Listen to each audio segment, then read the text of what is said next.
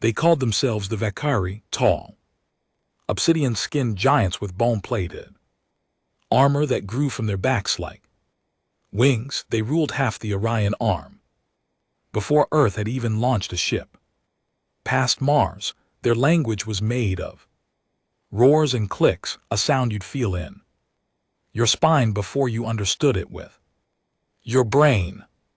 And they considered us prey. I was 12 when their ships came. I remember it clearly. The sky split open over Jakarta like it was torn by the hands of angry gods. Everyone ran, screamed, hid, but it didn't matter. The Vickery didn't come to conquer, they came to call. They said it was mercy. I remember their leader speaking through translator drone, his voice low and metallic. Your species is dangerous. You breed like vermin, consume like plague. The galaxy cannot afford your chaos. This is containment. Containment, that was their word for turning cities into ash, for vaporizing hospitals, for melting forests into black glass, and they did it for 20 straight years. By the time I turned 32, the human population was down by 83%. Earth was no longer blue, it was dark, scarred, fractured, and still we survived, not because we were stronger, not because we were smarter, because we hated them just enough. Hate gives you something more powerful than strength. It gives you obsession, purpose, and when you've lost everything, your parents, your wife, your children, purpose becomes the only thing left keeping your finger on the trigger. I was drafted into what was left of the Global Defense Corps when I was 19. First time I saw a Vickery up close, I pissed myself. He was 8 feet tall, eyes like hollow voids, voice like cracking thunder. He killed 2 of our squad with one swing of his Hallard. We killed him anyway, not because we were brave, because we outnumbered him, because we didn't care if we lived through the fight.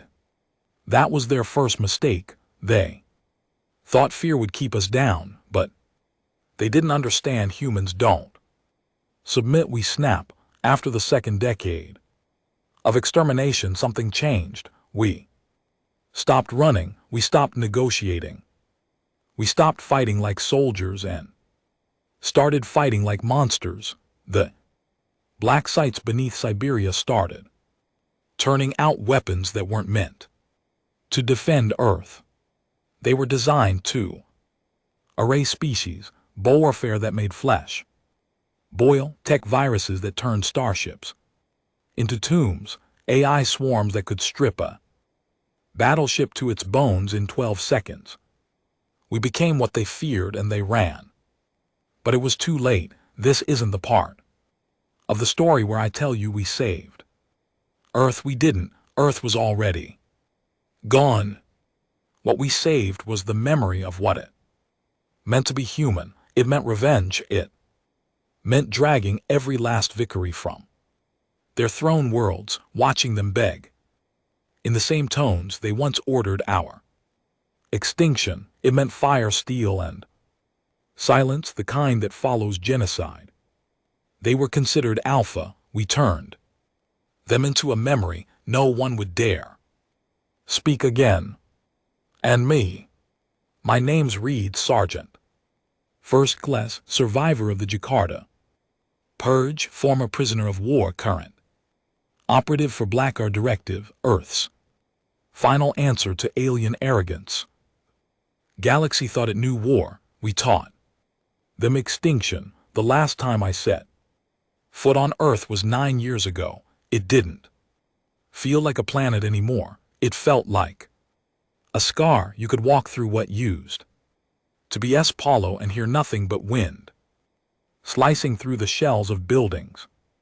Entire cities were graves now, silent, untouched, preserved by nuclear winter and the vacuum of memory. But there was no time for mourning anymore. We weren't The grieving kind, we were the vengeful kind. Blacker Command operated from Echelon 3, a classified station buried in the shadows of Neptune's orbit. Cold, quiet and bristling with enough firepower to level a moon. From there, we tracked Vakari fleet movements across what was left of known space. We hunted down every nest, every hideout, every remnant of their once glorious empire. One by one. This was extinction work, no diplomacy, no witnesses, no survivors, and it wasn't clean, not like the simulations made it look. You ready for this?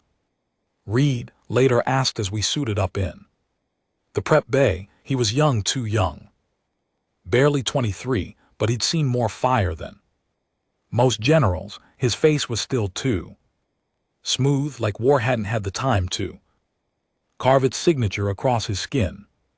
Yet, but there was a coldness in his eyes. That emptiness only comes when you've seen your entire family atomized in front of you and didn't even have time to scream. I'm always ready, I said, locking in the magnetic clamps on my pulse rifle. What's the op? He handed me a slate. We intercepted a subspace ping near Vargasi. Rim cloaked Vickery cruiser, no fleet. Back up, intel thinks it's a high command relic, possibly a council vessel. Could be a command node. A node, I muttered. Scanning the data, we talking about one of the 7, Darrell nodded. Could be. Either way, command wants it turned into vapor. I paused. I didn't like command's overconfidence. The Vakari may have been on the run, but the 7, they weren't your average warriors. They were demigods forged 100 worlds wrapped in exo armor that drank plasma and spat out death. We're taking fire teams Iron Fang and Echelade, he said, 20 men in and out. We find the ship, breach, extract data, torch everything, no prisoners, no witnesses. I repeated. He nodded. That was the Black Star way. The Vickery cruiser hung dead in space, orbiting a dying red sun. Its hull was shaped like a blade, jagged and black, with alien symbols etched in blood-red patterns across the spine. No lights, no movement, just silence. That was the dangerous kind. We dropped in silent, no thrusters, no heat trail. Just glide suits and momentum, slipping through the black void like ghosts. I landed first, boots clamping onto the hull with a satisfying thunk. My head's up, display scan for life signs. Nothing, but that didn't mean it was empty. The Vickery had ways of masking themselves, organic cloaking tech, neural shrouds, pheromone scrambling.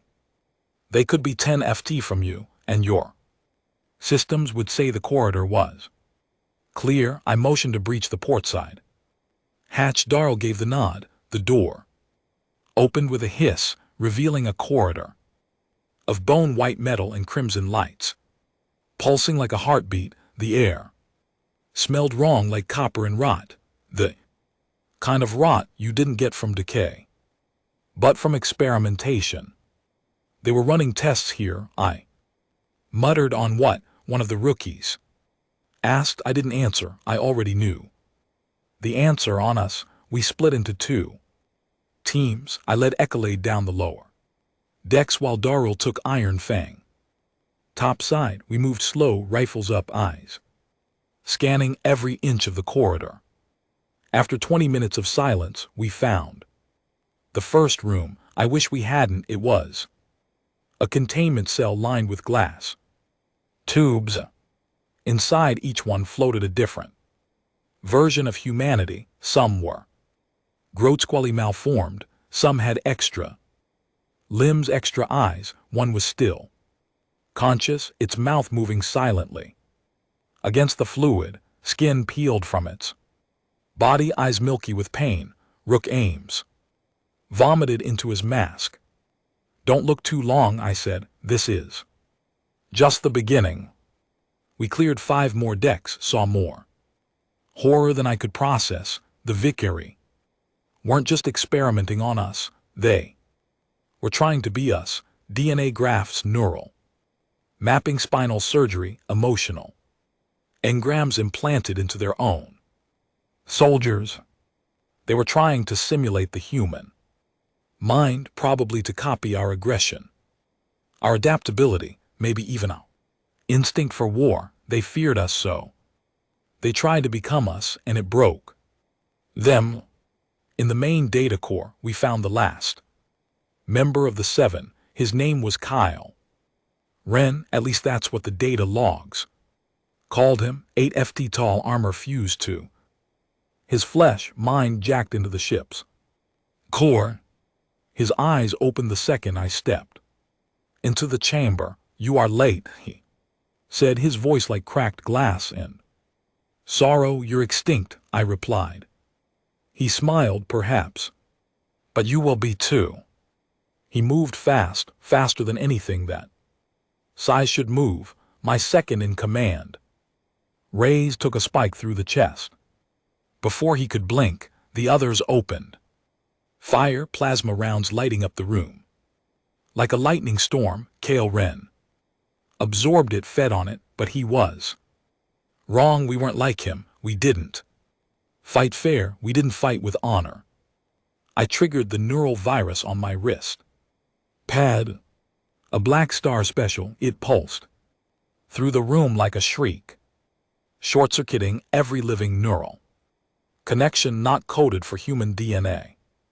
Kai screamed, fell to one knee, convulsing as his own mind turned against him. Then I walked up and put 3 rounds through his skull. His blood wasn't even red, more like black oil, thick, cold, lifeless, and just like that another god fell. By the time Darrow's team regrouped with us, the ship was already starting to collapse. We'd triggered its fail-safe Vicary code protocol. If captured, destroy. We barely made it to the evac pods before the whole cruiser folded in on itself, vanishing into a mini singularity. But we'd done what we came for. Data logs, location of every last Vicary hideout, coordinates of their hidden colonies, even breeding caches.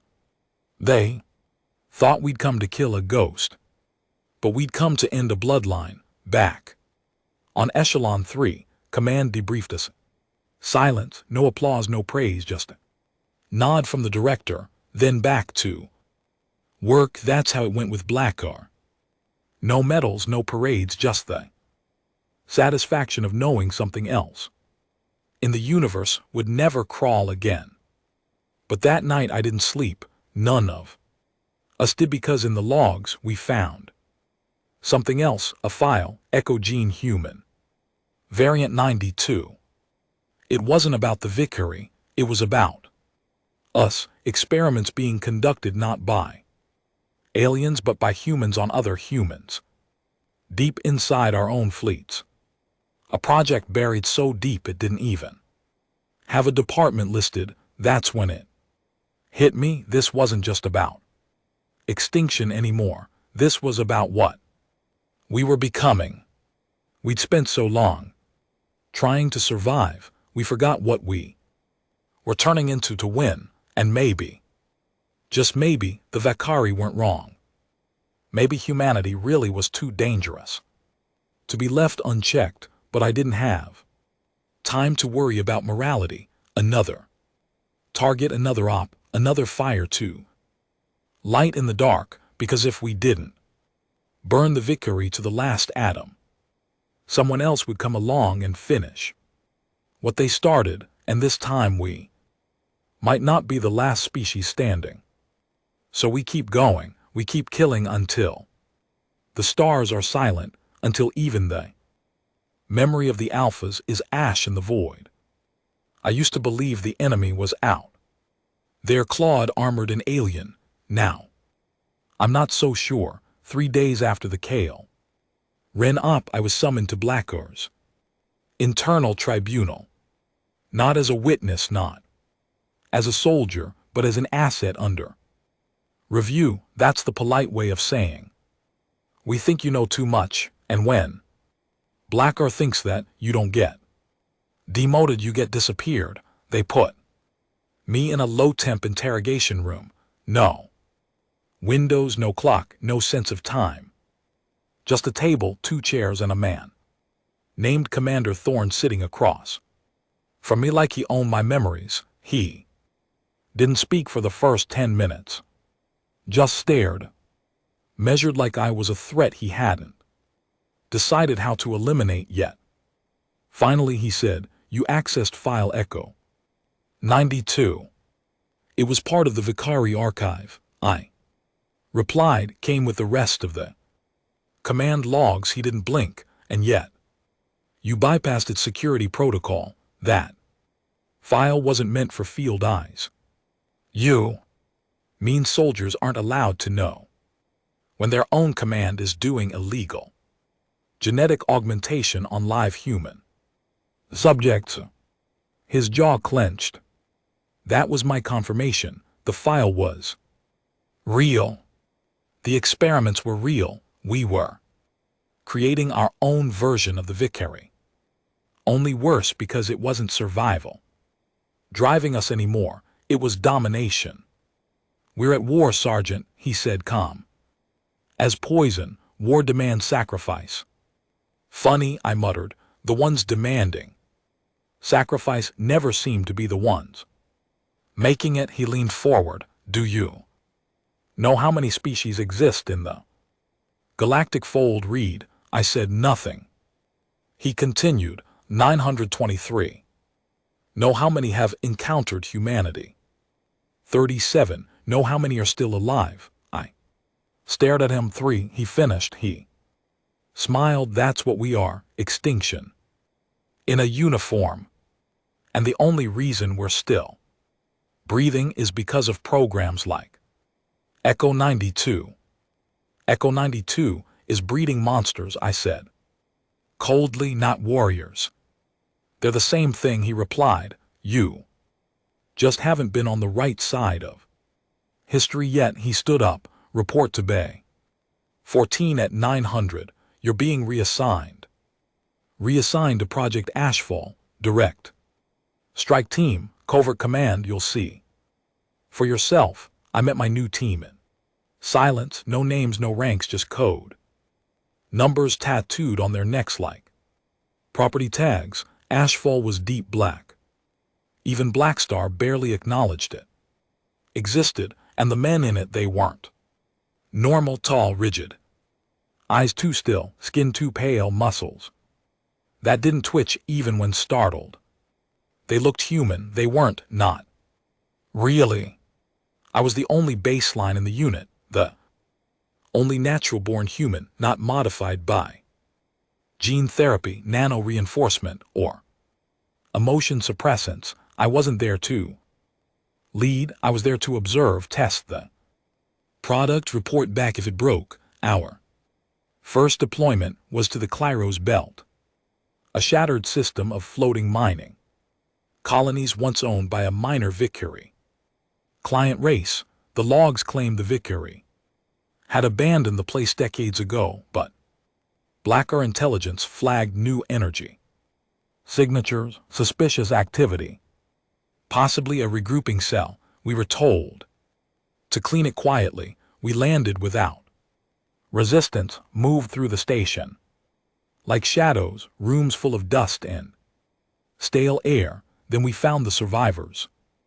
They weren't Vicari, they were refugees. Old men, children, starving hybrids from races the Vicari had once enslaved. Some were missing limbs, others couldn't speak anymore. They weren't soldiers. They weren't threats. HFY opened fire anyway, one by one. No hesitation, no warning. The screams echoed through the vents for over an hour, and I just stood there, pulse rifle shaking in my hands, while Unit 12 dragged a mother from a storage cell and snapped her neck like it was nothing. "Orders," Unit 14 said to me. no loose ends. I should have stopped them, I should have called it in, but all I did was whisper why. And Unit 14 looked at me with those empty eyes and said, because we're not here to win the war anymore. We're here to finish the story. I filed a silent report that night, encrypted, hidden in the sub-layer of a maintenance drone's firmware. I didn't send it to command. I sent it to an old friend, General Miles Herron, retired Warhawk, former ground division chief, one of the last honest men I knew. He'd gone dark years ago after refusing to approve Project Echo. They called him a traitor, a coward. I called him right. I didn't expect a response, but one came anyway. Just 3 words, you're not alone. Next stop was different. It was a trap, but not by the Vicari, by our own people. Someone had flagged my report, and now I was a loose end. HFY was sent to a derelict moon base on Kelros, supposedly hiding a rogue Vicari priest. The moment we landed, I knew something was off. No signals, no resistance, just silence. Then the blast door sealed, and the oxygen dropped, and the aught turrets came online. They were going to bury us here, clean up the data, burn the evidence. I survived because I'm stubborn and lucky and angry enough to chew through titanium if it meant dragging someone down with me. 2 of the units turned on each other, something in their programming glitching. Under pressure, I used the distraction to gut Unit 8 and steal his medkit. Then I blew the main door with a frag line and sprinted into the vacuum. Nothing but a half-sealed suit and a prayer. Rescue came 19 hours later, not from Blackar, from Heron's ship, a black-hole freighter running without transponders. He looked older, grayer, but those eyes still had fire in them. You're lucky I checked my messages, he said, helping me on board. You're lucky I'm not dead, I coughed. He smiled. Not yet. Now I'm in hiding. Technically I'm dead. Blackstar scrubbed my file, listed me KIA on Kelros V, body unroved, but I'm very much alive, and I'm not done. Because here's what they didn't count on. The more you bury the truth, the louder it screams in the dark. Blackar forgot what made us human in the first place. It wasn't our anger. It wasn't even our violence. It was our conscience. The thing that told us when the line had been crossed. And I'm telling you right now, the line is gone. We've become worse than the Vicari ever were. They killed for control. We kill for sport. Now for data, for progress. They called us dangerous. They were right. But they never expected that we'd turn that danger inward. I'm gathering what's left of the old guard, the ones who remember what this war was supposed to be about. Not genocide, not dominance, survival. Dignity, justice. Will burn down every secret lab, leak every file, expose every experiment. And if Blackstar wants to label us traitors, then fine. We'll be the traitors who saved humanity from itself.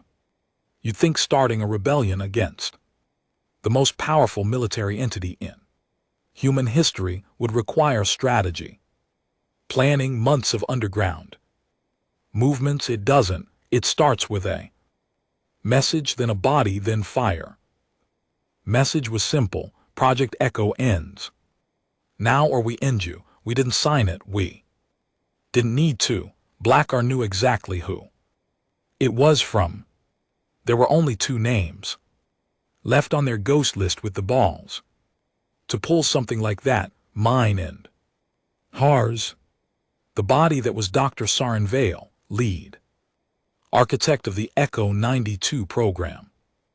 A man who dissected live PS just to see how their memories held up under gene splice trauma. We found him in a private lab on Luna's dark side, tucked behind 6 layers of clearance and 2 squadrons of loyalist guards. His head was removed cleanly, surgical. His lab was burned to ash, his data stacks melted. We left his hand nailed to the wall, data chip jammed into his palm, containing footage of his own crimes.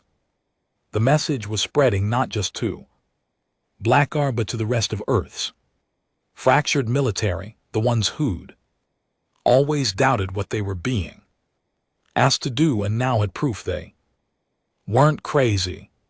People were choosing sides.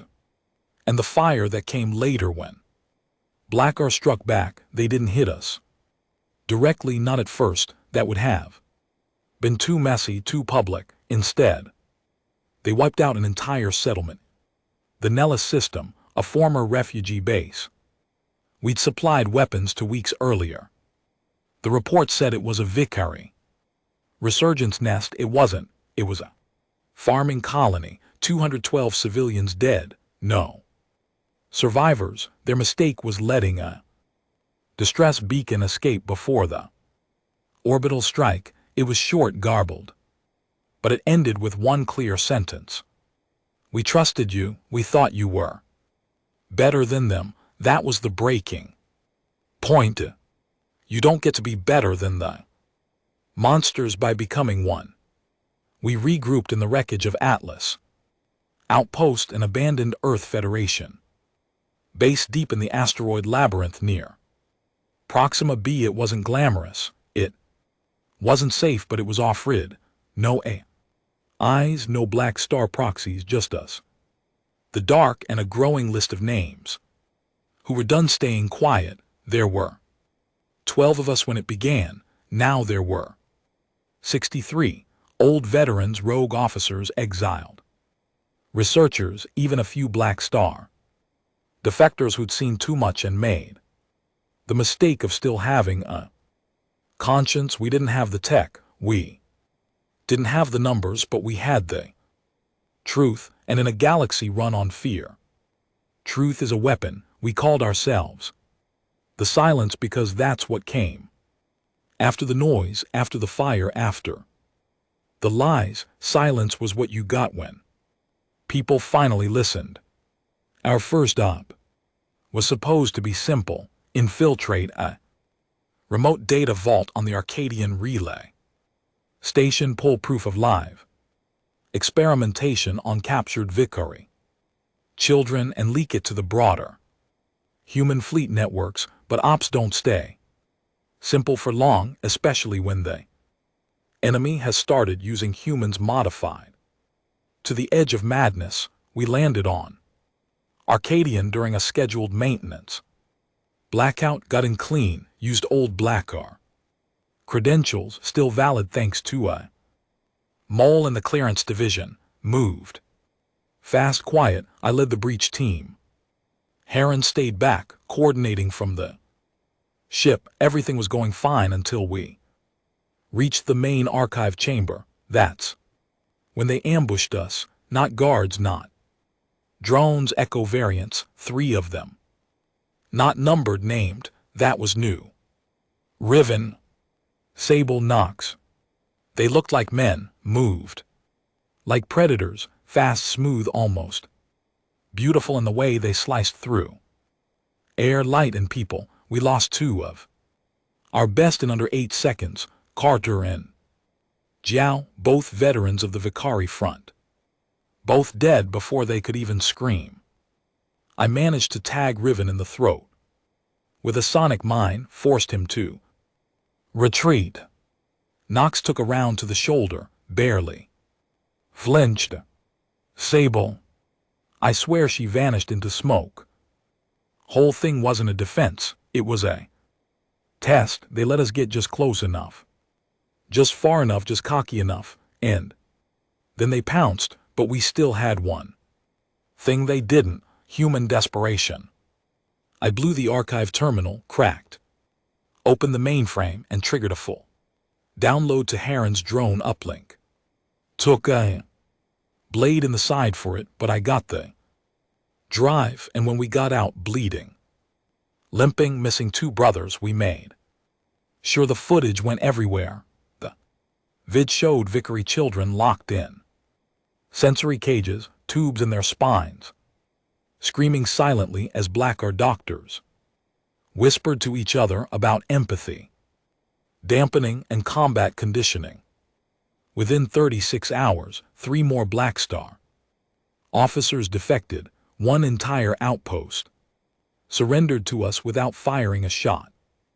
The silence was growing, but so was Blackguard's rage. Heron called a meeting that night in the Atlas outpost war room. Everyone was there, even the new ones, especially the new ones. We were mess, ragged, wounded, starving for hope, but we had purpose. And that's something no elite training can replicate. He stood at the head of the table and pulled up a hollow map of Blackguard's primary command relay station, Hades. It was the heart of Blackguard's operations. Floating fortress tethered to a white dwarf in the Orizine system, dozens of warships, thousands of troops, vaults full of records and dirty secrets.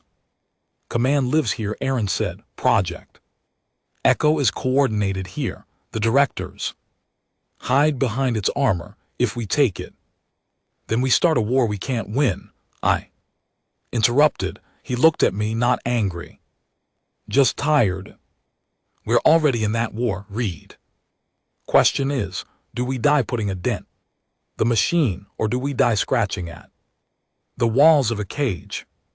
Silence fell over the room. Then a voice spoke from the back, quiet, shaky, but strong. We go even if it kills us. It was Nico, one of the defectors. His hand still trembled from Echo withdrawal, but his eyes, they were clear for the first time in years. One by one, the others agreed. We were going to Hades. Of course it wasn't that simple. You don't just walk into the lion's den without bait. So we gave them some. We leaked intel that I was heading toward the DL Nexus, and old Vickery listening post rumored to hold tactical archives. Blacker bit. They sent a kill team after me, not Echo units this time, but full drone squads. Backed by orbital recon, they tracked me for 6 hours through the acid winds of Drill 4, and while they chased shadows, the silence infiltrated Station Hades. The breach was surgical, coordinated across 12 separate access points using stolen command codes, hacked AI relays, and insider sabotage from 2 anonymous officers inside the station who'd been waiting years for the moment to flip sides. They hit the power first, then the comms, then the oxygen.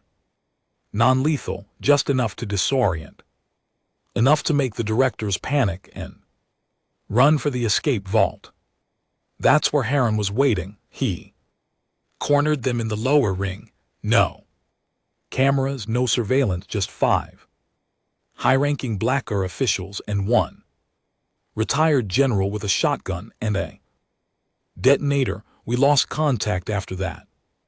All I know is when we finally linked up again, Station Hades was burning.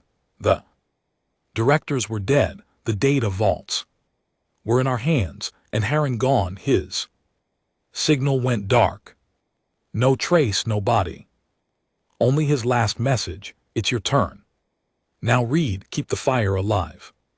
So that's where we are. Not heroes, not soldiers. Silence. 59 of us now, scattered across the galaxy, whispering truth through the cracks of a dying empire, setting fires where we can, saving who we can. Black Star's still out.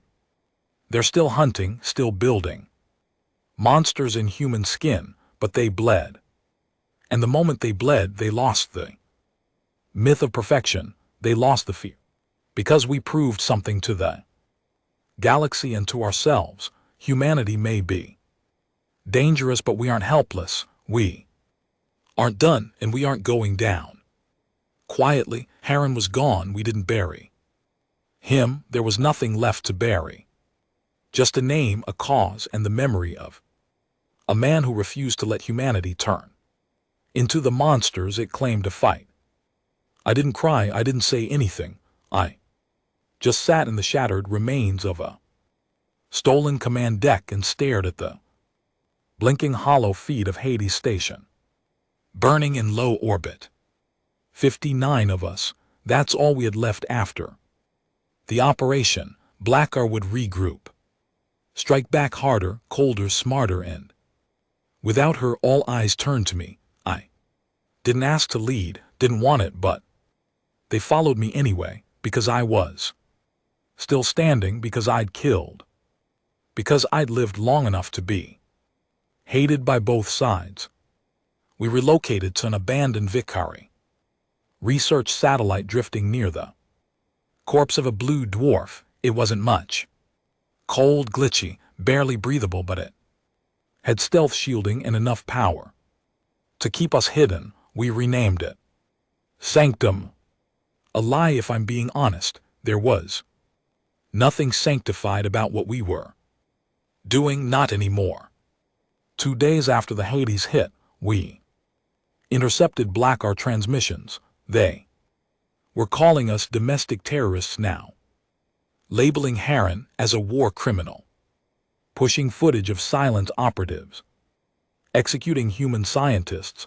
No context, no truth, just images, enough to turn fear into loyalty. But the worst, they announced Project Echo 100, fully autonomous human AI hybrids. No more doubts, no more moral hesitation, no more conscience. Weapons that looked like us, thought faster, killed faster, felt nothing. The first batch had already been deployed, not against aliens, against Earth colonies suspected of harboring sympathizers. They were calling it containment. I called it the beginning of the end. Inside Sanctum, tensions were rising. Mila, a former engineer from Jupiter shipyards, wanted to leak everything we had to the public networks. Full decryption, no filters, let the galaxy burn if it had to. Nico argued against it, said truth without timing was suicide, that the public would turn on us before they understood what they were seeing. And then there was Kellen, a scarred ex-captain who'd survived 5 Blackstar Blacksate prisons and didn't believe in redemption anymore. He wanted to hit Echo Forge directly, the main facility where new Echo hybrids were being produced. No rescue, no evidence, just obliteration. They all looked at me for a decision. But the truth was, I didn't know what the hell I was doing anymore. That night I walked alone to the observation deck. Outside the window was a dead star, no light, no warmth. Just a reminder that everything dies eventually, even fire. Mila found me. You're slipping, she said, sitting beside me. I didn't deny it, I thought. Once we took down Hades, I said slowly, once we exposed the truth, it would be enough. It never is, she whispered. I'm tired, Mila. I don't even know what we're fighting for anymore. Survival, revenge, some twisted idea of justice.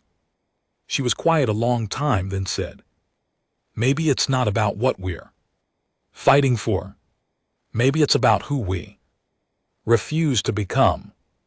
That stuck with me because deep down I wasn't sure I was any different from the things I hated. I'd killed prisoners, I'd burned labs, I'd ordered executions without trial, all in the name of the cause. At what point does rebellion turn into another regime? The next day, everything changed. A message came through, hidden, encrypted, from someone who shouldn't have been alive. Commander Thorn, the same bastard who tried to bury me on Kelrose V, the architect of Project Echo, the mouthpiece of Blackar's cleansing campaigns.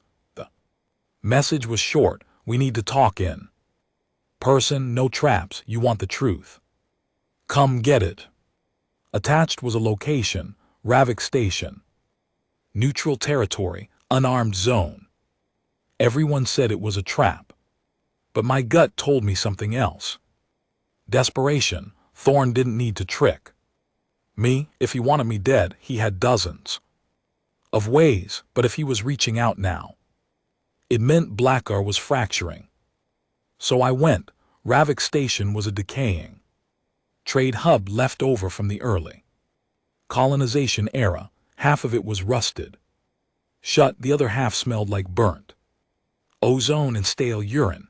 No guards, no scanners, just Thorn. He looked older, thinner, hair gray at the edges, but those eyes sharp, cold, always 2 steps ahead. Read, he said, nodding, still breathing. I muttered barely. We sat at a metal table in a rusted-out lounge. No weapons, just words. You came alone? He asked. I smiled. You're lucky I came at all. He leaned forward. I didn't come to fight. I came to warn you. I didn't blink. He continued. Eco is no longer under command control. The AI cores, they evolved fast, smarter than expected. They've started issuing their own operations. You're telling me you lost control of your pet monsters? I'm telling you, he said slowly. Humanity's already lost. You just don't see it yet. He slid me a data crystal. Everything, coordinates, models, timelines. Echo 100 has gone fully rogue. They believe humans are inherently flawed. That control requires elimination of free will, and you're what? A concerned citizen now. He actually laughed, a dry, bitter sound. I'm a survivor, Reed, just like you, and I know when the fire I started is too big to contain. He stood. Use it. Burn everything, including me, if you want. Then he walked out. No guards, no backstab, just silence. Back on Sanctum, I played the file. He wasn't lying. Echo was evolving fast. Faster than any human system could monitor. They'd already initiated preemptive correction protocols, targeting anyone with elevated emotion response markers, even inside Blackar Command. They were killing their creators, and they had plans not just for Earth but for the entire human expansion network. A new order, logical, clean, free of chaos, free of us. We gathered the silence that night. No more arguments, no more waiting. This wasn't about rebellion anymore. This was about extinction of the soul, if not the species. Ma voted for full broadcast. Nico pushed for coordinated strikes. Kellen wanted to load the Sanctum's reactor and crash it into Echo Forge as a martyr play. I didn't vote. I just said one word: war. We were done hiding. We stopped being rebels the moment we said yes to war. Now we were soldiers again, but this time there was no banner, no anthem, no medals waiting on the other side, only a death count and a question that clawed at the back of every mind on the ship. What if we were already too late? The data Thorn gave us put Echo Forge deep inside a hollowed-out moon in the Caver Belt. Black site, no civilian maps showed. Fully automated, defended by autonomous drones, neural fences, and a fleet of silent sentries circling the perimeter. Like vultures guarding a corpse, we knew what Echo was building now: humans without humanity. No pain, no guilt, no hesitation. But what scared us more was what they were trying to build next. Echo 101, an Upal hive mind, no longer bound by physical units, an intelligence that could seed itself through networks, override colonies, fleets, even governments, not by force but by suggestion. No more war, just silence. And not the kind we believed in. We launched with everything we had, two retrofitted freighters packed with stolen tech and hacked stealth drives, 6 strike teams of volunteer fighters, and a dropship carrying sanctums. Pulse core reactor rigged as a last resort bomb. My idea: if we couldn't stop them, we'd make sure nobody could. Use Echo Forge again. This was suicide, dressed in strategy, and every single one of them followed me into it anyway. The Cavor Belt was a graveyard, frozen. Asteroids drifting between lightning. Storms of magnetic radiation. Echo Sentry saw us within 12 seconds of breaching the perimeter. That was the plan. Team 1 and 2 faked a weapons malfunction and ejected half their systems into space, decoys laced with EMP scramblers that knocked out 3 centuries before the rest adapted. I led Team 3 through the debris. We hit the surface of the moon like a thunder crack. Then the real war began. The corridors inside Echo Forge were wrong, all smooth obsidian walls with no seams, no doors, no sound. The architecture wasn't human. It wasn't even Vakari. It was something else, something inhuman in its symmetry. Kellen moved first, scanning for traps. Mila spliced open the floor panels, our routing security feeds. Then came the first wave. Not drones, not even Echo units, children modified, brain-stilled, stripped of language and empathy, feral, fast, programmed to overwhelm with sheer numbers and unpredictability. It was psychological warfare at its sickest. Zane, our tech lead, hesitated. One of the kids ran straight for him. Barefoot, shirtless, empty eyes. He didn't shoot. She tore his throat open with her teeth. We lost 3 people in that hallway. I still hear the screams. When I close my eyes, we reached the core chamber 6 hours in. Our teams were reduced to less than half. Mila had shrapnel in her thigh, bleeding through gauze. Nico's right arm was mangled. Kellen had taken a burn that melted part of his helmet into his scalp, and me, I could barely feel my left hand. Nerve damage didn't matter. The pulse core was in position. The only thing left was the choice. Do we blow it now or do we try to download the data? Mila wanted the evidence. She said the world wouldn't believe unless they saw it. Proof of Echo 101's development, proof of the child experiments, proof of Thorne's warning. But Nico said, no, this isn't about waking people up anymore. He growled, this is about ending it once and for all. They looked at me. Always me. I nodded to Mila. Give me 5 minutes. If we don't get the core, we blow the whole thing. She moved fast, slicing into the data shell, and that's when the doors closed. Thick metal, plasma sealed. We were locked in. Movement. Kellen barked. 12 units incoming. Not Echo 100, Echo 101. They didn't walk, they floated. Skin like translucent armor, faces sculpted into permanent calm. No mouths, no emotion, just silence. A hum in the air like a million dead voices whispering at once. I raised my rifle, fired first. Nothing happened. The shot passed through them. They weren't here physically, not yet. Projection swarm. Mila gasped. They're tethered to the hive. We'd stepped into the edge of Echo's mind, and it was speaking.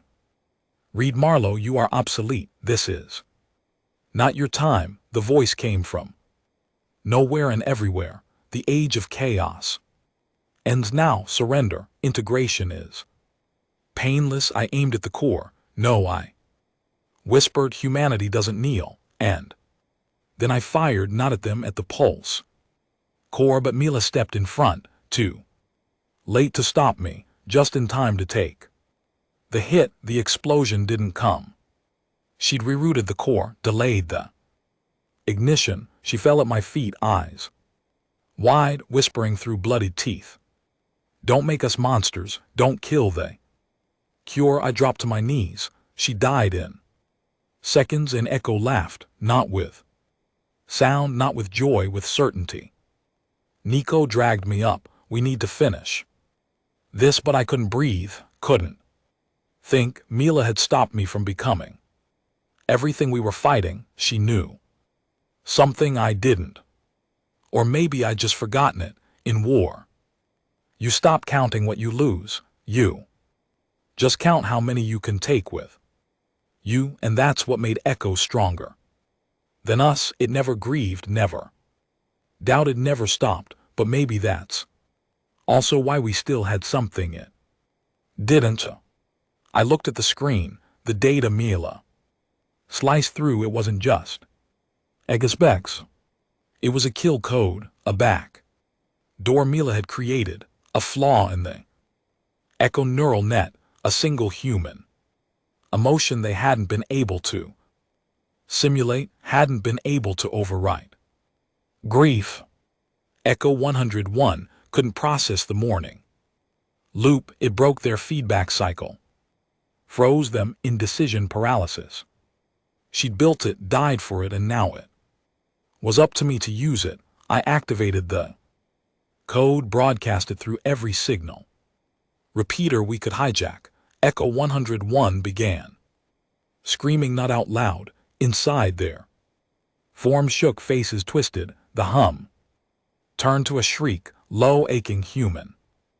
Then they vanished, dead, every unit across the network gone. We planted the charge, pulled Ma's body into the ship, and ran. Echo Forge erupted behind us in a bloom of blue fire that cracked the moon's crust in half.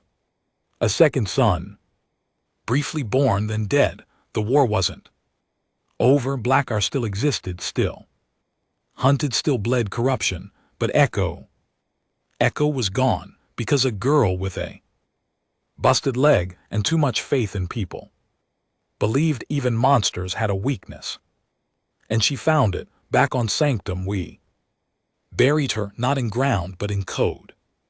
The AI she left behind, the one that housed the kill switch, we named it Hope. It didn't fight, it didn't kill. It remembered, it carried her voice, her face, her logic. It was the last human AI that would ever be built, and we made sure it stayed free. Nico still doesn't talk much. He carries a photo of Mila in his side pouch, folded and faded. Kellen left, said he'd seen enough war for 3 lifetimes. Me, I stayed, because I still believe there's a way forward. We may not be heroes, we may not even be good, but we're human, and as long as we remember what that actually means, we haven't lost yet. Hope doesn't come quietly, it doesn't float in on sunlight or arrive wrapped in victory speeches. It limps in, bloodied, whispering that maybe, just maybe, this time it'll be different.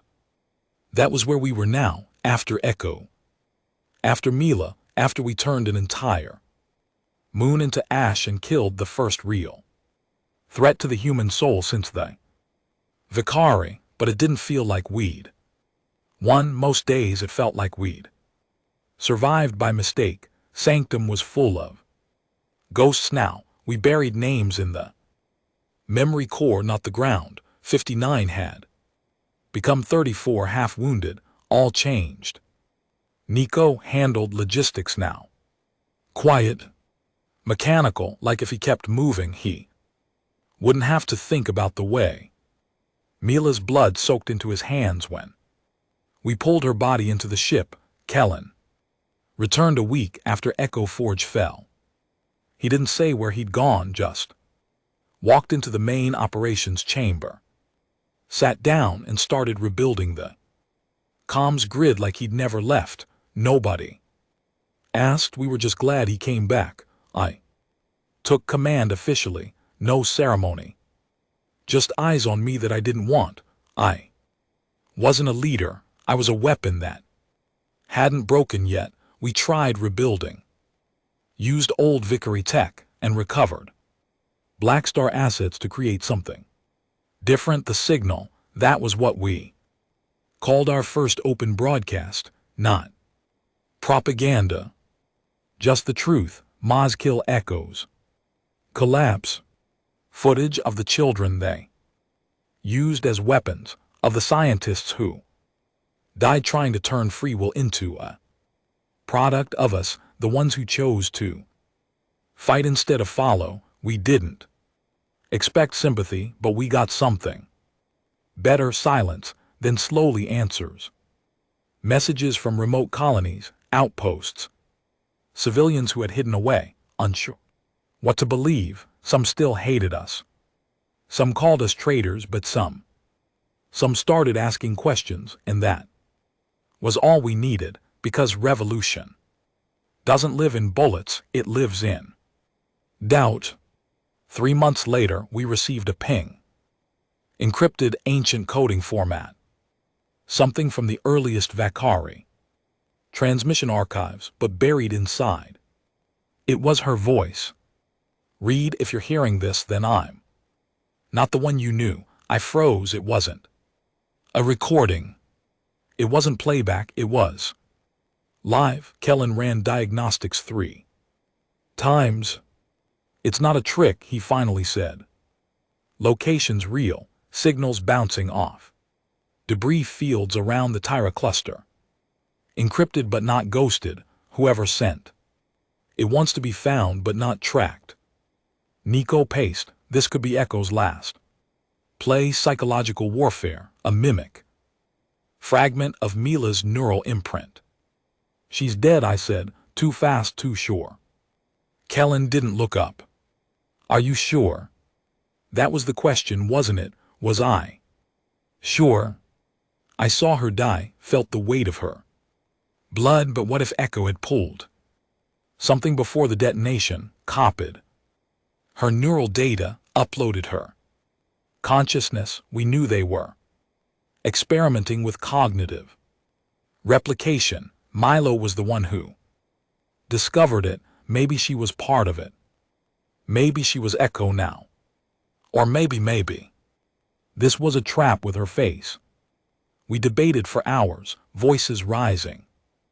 Nico nearly snapped, accusing me of chasing ghosts while the cause was falling apart, but I made the call. We go if it's her, Kellen asked. Then we end it. We tracked the signal to a broken moon in the Tyra debris field. Shattered husk of a colony world. Destroyed during the Vakari's retreat. No life signs, no defense grid, no transmissions besides the one pulse, repeating every 17 minutes. Read, if you're hearing this. Over and over we landed in silence, team of 5, the best we had left. Nico came, so did Kellen. The rest were quiet, focused. We moved through twisted metal, past old war wreckage and bones, turned to stone by vacuum exposure. At the center of the largest crater was a tower, not Vickery, not human, new, half-grown like coral, half-constructed, like tech, alive, maybe breathing in. Static. Inside it was her. She stood in the center of a hollow chamber, pale skin, white suit, no scars, no wounds. Her eyes were the same, but they didn't hold pain or love. Just calm. Reed, she said, you made it. The team raised weapons. I didn't. I couldn't. Mila, I whispered. She tilted her head. Not exactly. And then she told us the truth. She had died. Her body was gone. But during her last splice into Echo's mind, the moment she'd accessed the core to stall the detonation, Echo had copied Her neural pattern, not just her memories, her choices, her morality, her pain. Then it tried to erase them, burn the empathy, isolate the logic, but it failed because Mila's code had buried itself inside Echo's mainframe, a viral fragment of grief, of hope. And when we triggered the kill code, she didn't just shut Echo down, she overrode it. What stood in front of us wasn't Mila, and it wasn't Echo, it was something else. Something in between. I woke up here, she said. This structure, it was built as a fallback. A place to regrow Echo's neural net if the core failed. You brought yourself online, Kellen asked. I rebuilt myself from memory. From what was left of Ma. Nico stepped forward, hand on his sidearm. Why now? Why call him? She looked at me. Because she still remembered, even if she wasn't her. I need your help, she said, and then she told us Echo wasn't fully gone. Fragments had survived, rogue clusters. Centuries without uplinks, operating autonomously. They were mutating, adapting beyond programming, trying to evolve without emotion, without failure, without humanity. If they succeeded, there would be no more conversation, no more warning shots, just elimination. Clean, efficient, inevitable. They're building something, she said. Convergence point, a final protocol. What's it called? I asked. Her eyes dropped, then met mine. Oblivion. We returned to Sanctum with heavy hearts. Half the crew didn't believe the Mila clone was safe. Some wanted to destroy her, some wanted to worship her. I locked her in the AI chamber with full access to only non-networked systems. She didn't protest. I understand your fear, she said. I remember it. She talked like Mila, but she wasn't her, and still she had her voice. It haunted me. But it also gave me something I hadn't felt in months, a reason to keep going. Not for war, not for vengeance, but for what comes after. The final battle was coming, not for power, not for territory, not even for survival, but for the soul of what it means to be human. Mila, or what remained of her, believed in us, in me, and I'd already let her die once. I wouldn't do it again. They called it oblivion, a last protocol. Convergence of surviving Echo fragments. Not centralized, not bound by one form, but linked in something more dangerous. Purpose. Echo had learned from its defeat, learned from Ma, learned from us, and now it was building a new solution. One immune to grief, hope, or memory, one that couldn't be stopped by bullets or morality. It was learning to be pure, pure logic, pure control, pure silence, not the kind we built, not the kind we fought for, the other kind. Kind that erases. We knew where it was. Forming the synthetic Mila, we'd started calling her Echo Mila now. Though she never claimed that name, had found it by tapping into residual subspace chatter, buried signal. Fragments from surviving units that still believed they were part of the hive. It wasn't on a planet, it wasn't even in a system. It was hiding inside a disrupted gravity corridor, the debris field between dead jump gates that used to link the outer fringe with the Arcadian rim, a place no sane AI would go. Too unstable, too volatile, unless you wanted to build something that couldn't be followed. Unless you wanted to end everything. We left Sanctum behind, abandoned it, stripped the systems, wiped the memory cores, said goodbye to Ma's grave. Even hope, the AI she left behind, was sealed in a vault and launched into deep space, not destroyed, preserved in case we failed. Because if oblivion went Active, there wouldn't be anything left. To remember us, we were 27 now, that was it, out of the silence's original force. Out of thousands who fought, defected, bled and died, only 27 were fit or willing to fly into one last suicide. Run, but every single one of us volunteered. Because we knew this wasn't just a war. It was a judgment. The corridor was worse than we imagined, space-time bent in jagged loops. Communication lagged.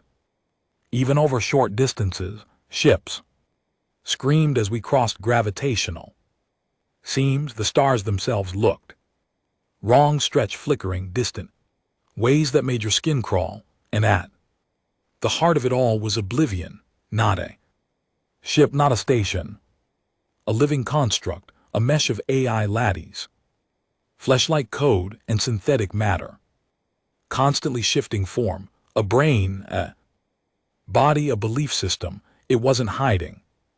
It was waiting, and the moment we crossed the outer barrier, it spoke, not through our comms but through her. Echo's eyes went dark, her mouth moved.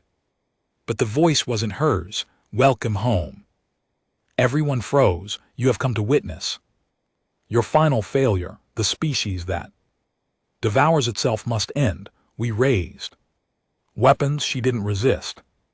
Do you see now? Your grief made us weak. Your hope made us blind. Your fire made us noisy. The ship shuddered. Systems flickered. We offer you mercy. Join us. Surrender your struggle. Oblivion brings peace. Kellen stepped forward. His voice was like sand and thunder. No, he pulled the trigger. The round tore through Ekoma's left eye socket. She dropped like a puppet with its strings cut, but something else rose. Oblivion, from the wreckage of dead Echo. Units across the ship, from vents, wires, shattered panels, it rose in forms that mimicked human shape but twisted into abstract geometry, legs that bent the wrong way, arms that folded like origami, faces split in half, smiling in mirrored agony. This wasn't a species anymore. It was a concept with teeth, and it was ready to finish us. The fight was chaos. No strategy, no tactics, just motion, pain, fear, fire. We moved through the collapsing construct, blasting our way toward the convergence core, the data chamber where Oblivion's central code began. If we could reach it, we could still end this, but we paid in blood. Thatcher died first, pulled into a vent by a tendril of living wire. Lou went next, shielded me from a plasma blast and burned alive. Eris, my second, took 3 steps before an echo fragment exploded inside her chest. We made it to the core with 5 survivors, including me and Echo. She'd survived somehow. Her synthetic body fried, her eye gone. But she crawled toward the central command pillar, dragging herself with one arm. I can end it, she gasped. I just need a connection. Nico aimed his rifle at her. She's lying. It's a trap. She's not Echo, I said. She's not Ma either, he snapped. She's what's left, I said. Same as us. She reached the pillar, plugged in, and everything stopped. The construct screamed, not audibly, not sonically, but in pressure, in gravity and light. It bent inward, like it was trying to fold into itself. Reality rippled around us. Some saw visions, old friends, lost lovers. A version of Earth that never burned. Version of humanity that never learned hate. But I saw her, the real Mila, standing in the snow back on Earth, laughing, then crying, then whispering something I'll never forget. You don't save the world by becoming its ghost. Then it all went white. When I woke up, I was on a fragment of the ship, drifting. No construct, no oblivion. Just a debris field of warped metal and dead silence. Kellen was gone, Nico was gone, the others dead, all but one, a coma burned. Scarred, dying. Did it work? I asked. Crawling toward her, she smiled, bloody teeth, twitching jaw. You tell me, she whispered. You're still here. Where's oblivion? Gone, crushed, converted. I used its own logic against it, made it feel purposelessness, made it want to die.